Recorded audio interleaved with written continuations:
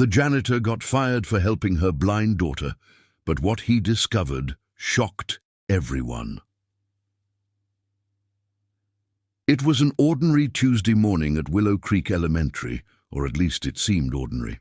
The hallways buzzed with the chatter of children, lockers slammed, and the faint scent of cafeteria pizza lingered in the air. For most, it was just another school day. But for Mrs. Langley, it was the start of a storm she hadn't seen coming. Mrs. Langley was a mother like any other, fiercely protective of her only daughter, Emma. Emma was 10 years old, bright, curious, and blind. Every step she took through the world was guided by trust and love. Her mother's eyes, her teacher's hands, and occasionally the kindness of strangers. One morning, as Emma shuffled through the hallway with her white cane, Mr. Bennett, the school janitor, noticed something. He had been working at the school for over 20 years, quietly sweeping, mopping, and fixing what no one else saw. But he also noticed Emma's struggle, her hand brushing the wall too often, her small body pausing at corners, uncertain. Without thinking, Mr. Bennett approached her. "Here, Emma," he said softly, holding out a small flashlight.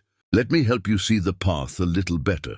Emma hesitated, but then accepted the light, feeling its warmth on her hands. Together, they moved through the hallway safely, laughing at the tiny shadows dancing on the walls. It seemed like a simple act of kindness, but Mrs. Langley had seen. She saw a man, someone she didn't know well, shining a light at her daughter. Panic gripped her heart. What if he's taking advantage? What if something happens? She thought. Without asking questions, without knowing his intentions, she stormed to the principal's office. By noon, Mr. Bennett was called in. His years of service, his quiet presence meant nothing. He was fired. The school fell silent. Emma missed him immediately. Her days felt lonelier and the hallways colder. Weeks passed and the anger simmered in Mrs. Langley's chest, but so did guilt. She began to notice small things. Emma struggling to navigate the cafeteria, tripping on a stray backpack. Emma hesitating outside the classroom doors. She realized something she hadn't before. Mr. Bennett hadn't been intruding. He had been protecting, helping, guiding.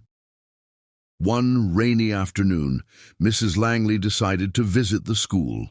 She asked to speak to the principal, hoping perhaps to make amends. "Mrs. Langley," the principal said, hesitating, "I think you should see something first." They walked to the music room, where Emma was sitting with a small group of students. The janitor had returned, not employed officially, but welcomed back by the staff for a special reason. He was holding a new device, a small Braille-enabled tablet, designed to help visually impaired children read sheet music. Mr. Bennett thought Emma might enjoy this, the principal explained softly. Mrs. Langley watched as Emma's fingers danced across the Braille notes, her face lighting up with joy she hadn't seen in weeks. She turned to the janitor, tears welling in her eyes. I'm so sorry," she whispered. "I judged you without knowing." "Thank you for seeing her the way I couldn't." Mr. Bennett simply smiled. "Sometimes kindness doesn't ask for permission," he said gently. From that day on, Emma thrived. The hallways weren't just safer, they were brighter, filled with compassion and understanding. Mrs. Langley learned an important lesson about trust, judgment, and the quiet heroes who walk among us unnoticed. In a world that often moves too fast, where assumptions can cloud the truth, one man's simple act of kindness reminded everyone at Willow Creek Elementary of the power of empathy. And for Emma, it was more than that. It was the chance to see the world in a way she never could, not with her eyes, but with her heart in the days that followed. Willow Creek Elementary felt different. There was a new sense of warmth in the hallways, a quiet understanding among the staff. Teachers noticed Emma laughing more often, walking with confidence, and even helping other students navigate tricky corners. Mrs. Langley found herself lingering longer at the school, watching her daughter grow in ways she hadn't imagined. She began to notice how Mr. Bennett didn't just help Emma, he helped everyone. A struggling student with reading, a lost backpack, a classroom door that stuck. He quietly fixed the little things no one else noticed. One afternoon, she approached him in the empty hallway. Rain pattered against the windows, casting tiny reflections on the polished floors. "I owe you so much," she said softly. "Not just for Emma, but for showing me what it means to truly see." Mr. Bennett shrugged, modest as ever. "I just do what I can. Everyone deserves a little light when they're in the dark." It was then that Mrs. Langley realized something profound. Kindness wasn't about grand gestures or public recognition. It was about noticing someone's struggle and choosing to help, even when no one else would.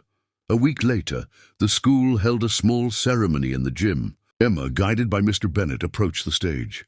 She held a certificate of appreciation, not for her, but for the janitor who had changed her life. "Mr. Bennett," she said, her small voice steady and proud, "thank you for helping me see the world." The applause was soft but heartfelt. Tears streaked down Mrs. Langley's cheeks. She thought of all the times she had let fear cloud her judgment. And in that moment, she vowed to trust more, to judge less, and to always see the good in others first. Later that evening, as Emma slept peacefully, Mrs. Langley sat by her bedside, reflecting on the week. The world could be harsh, unfair, and confusing, but it could also be beautiful, full of quiet heroes like Mr. Bennett, heroes who reminded her that compassion, patience, and understanding were the true measures of humanity. And somewhere, in the quiet corridors of the school, Mr. Bennett continued his work, unsung, unnoticed yet profoundly impactful. One small light, he realized, could illuminate even the darkest corners. For Emma, for her mother, and for the countless students whose lives he touched, that light would never fade.